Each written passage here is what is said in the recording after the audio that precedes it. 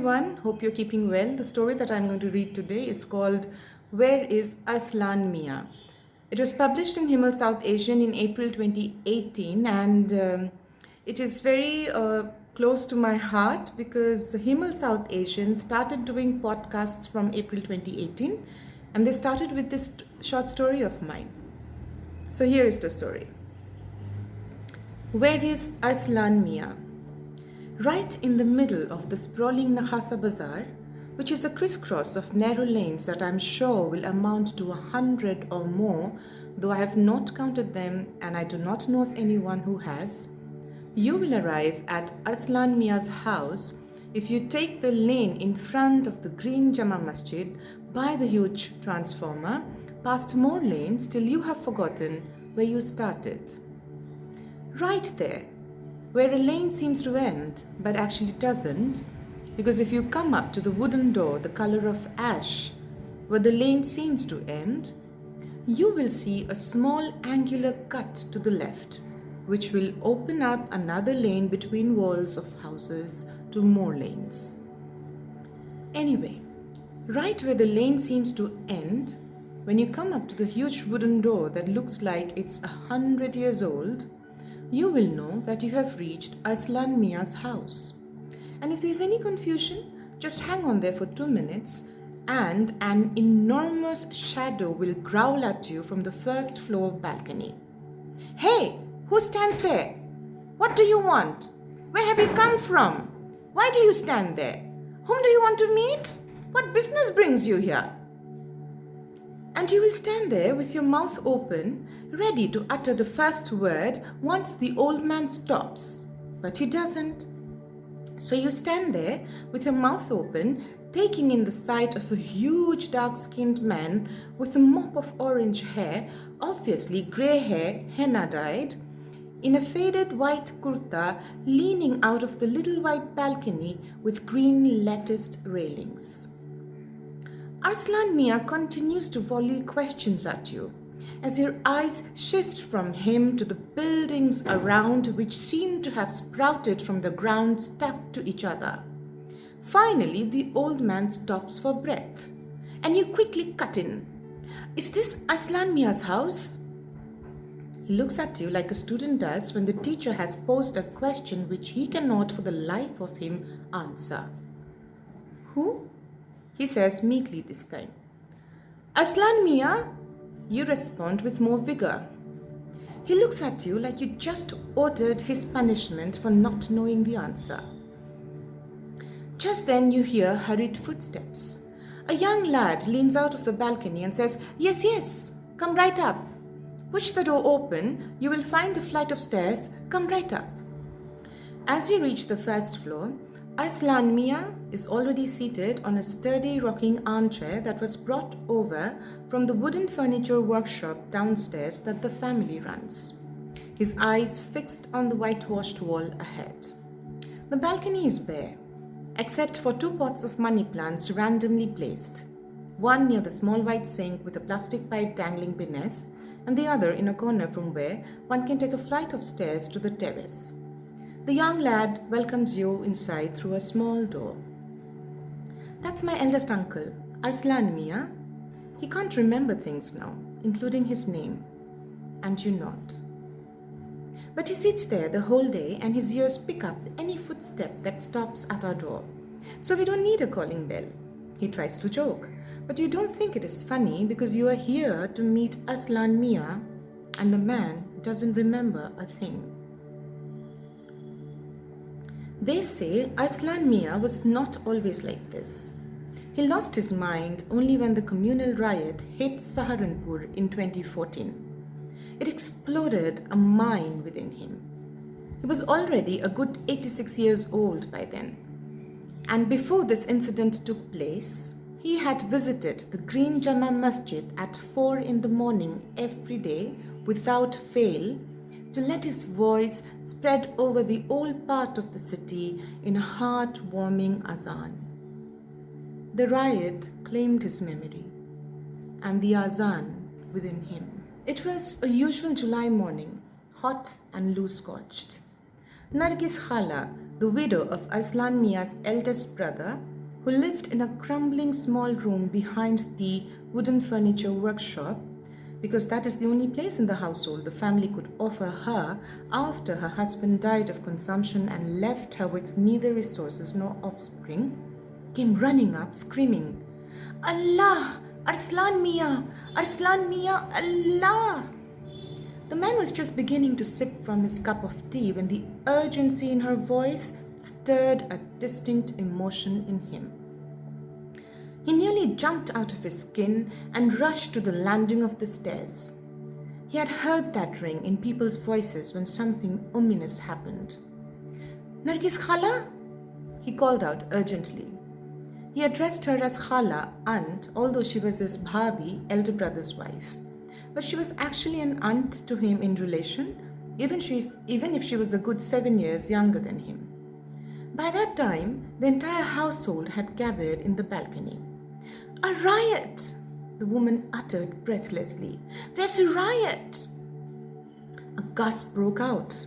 Family members began to recite from the Quran. "The shops are burning," she cried. I saw it. Our people, they were throwing petrol bombs at people on the street and inside shops. I saw it. They were wearing skull caps. Our people. "Where did you see it?" Arsalan Miyan growled. "Right outside our lane," she wailed.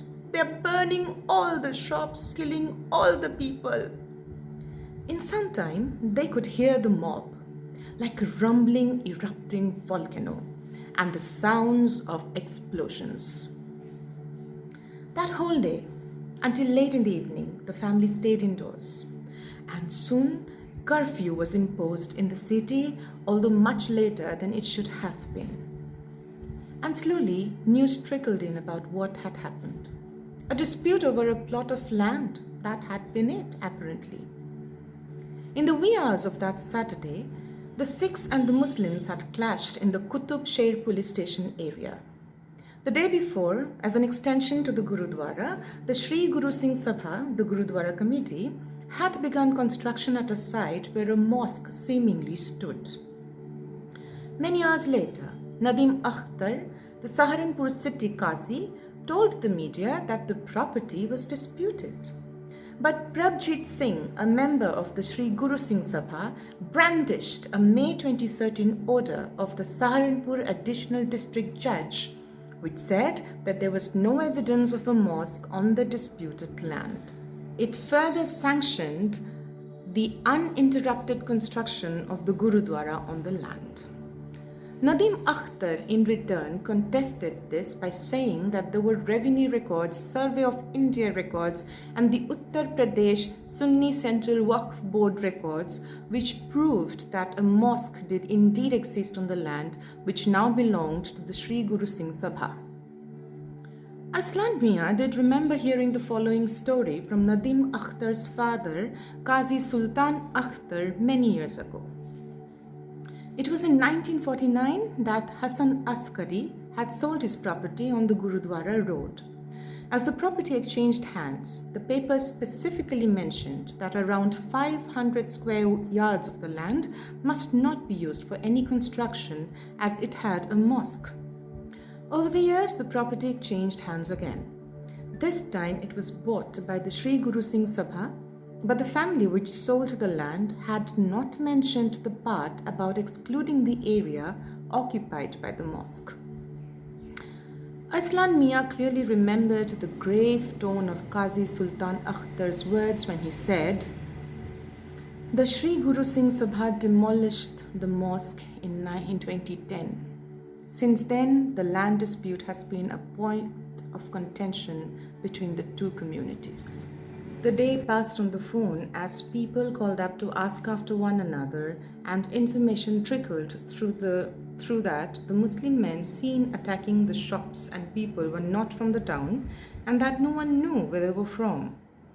But it was the disappearance of Arsalan Miyan's youngest son, the youngest in a brood of 10 children, a 34-year-old handsome man, that was gnawing at the household. As evening arrived and an abnormal silence cloaked the otherwise noisy city, the bustling household became more and more restless. "How come no one knows where he is?" Arsalan Miyan stormed. "I thought he would be downstairs," replied the mother meekly, gathering her 12 grandchildren by her side. Arsalan Miyan looked at her as if he could kill her. And then he looked at the other members of the family as if he might kill them too. He barked at his young daughter-in-law. "What took you so long to notice that he's missing?" "And his cell phone is not working," somebody informed in a faint voice. Arsalan Miyan tore down the stairs and stepped into the deserted lanes.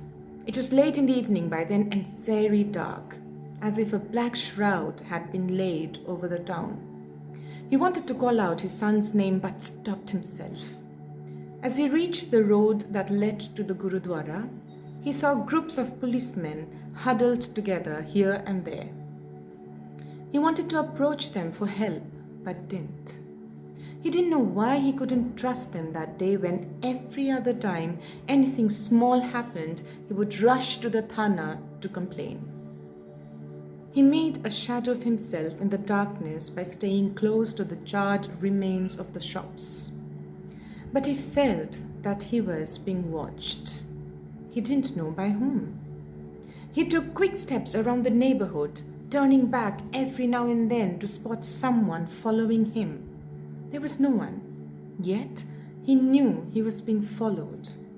Like the times when he was a little child and ran around these alleys knowing very well that he was being chased by his friend Fazal, Jamal, Farashi or Sohail. It was a game. But then he hadn't felt the fear he felt now. In fact, now he felt the fear that had gripped him at the moment of Jamal's death. It was at the time of the partition. A flag march was on. Young Arsalan Miyan was squeezed together with Farashi, Sohail, Jamal at the small second-floor landing of Fazal's house, waiting to catch sight of the soldiers as they marched past. All of them must have been a little over or under 10 years old then. Fazal had gone downstairs to get some tea for his friends.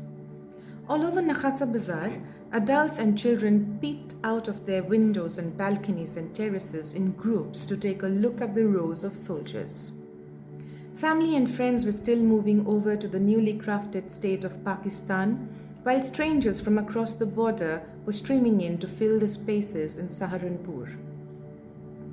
The gaze of those who peeped out of the windows, balconies, and terraces those days held curiosity for the strangers and a burning longing to spot the face of a dear one who had left for Pakistan. That day, just when the soldiers marched into sight, Jamal raised his head and cried out, "Oi Fazal, come up, they are here!" In the next split second, gunshots were heard and Jamal's back hit the ground, a pool of blood creating a halo around his head as a dark hole drilled through his forehead. Commotion erupted on the streets. But young Arsalan Miyan and the boys stayed glued to the second-floor landing, unable to move in fear and shock. It was this emotion, a fear that bordered around uncertainty, that Arsalan Miyan felt once again that day as he combed through the lanes of Nakhasa Bazaar looking for his son. After about 2 hours, he returned home looking much older. His son was not yet back. The mother was already wailing, and all around her were the other women of the household, joining her with cries of grief and eulogies for the boy. The daughter-in-law sat quietly in a corner with a 4-year-old playing by her side and a newborn in her arms. But Arsalan Miyan sat in the balcony, alert. He felt that the night had 1,000 eyes. His heart raced. Finally, at around midnight, a few people knocked at his door and then called out, "Arsalan Miyan!"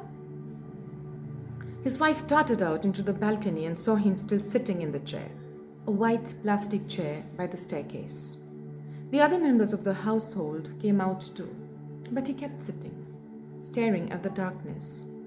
His wife gently laid her hand on his shoulder. Startled, he turned to look at her. There was concern in her eyes. "The door," she whispered. "Someone's at the door."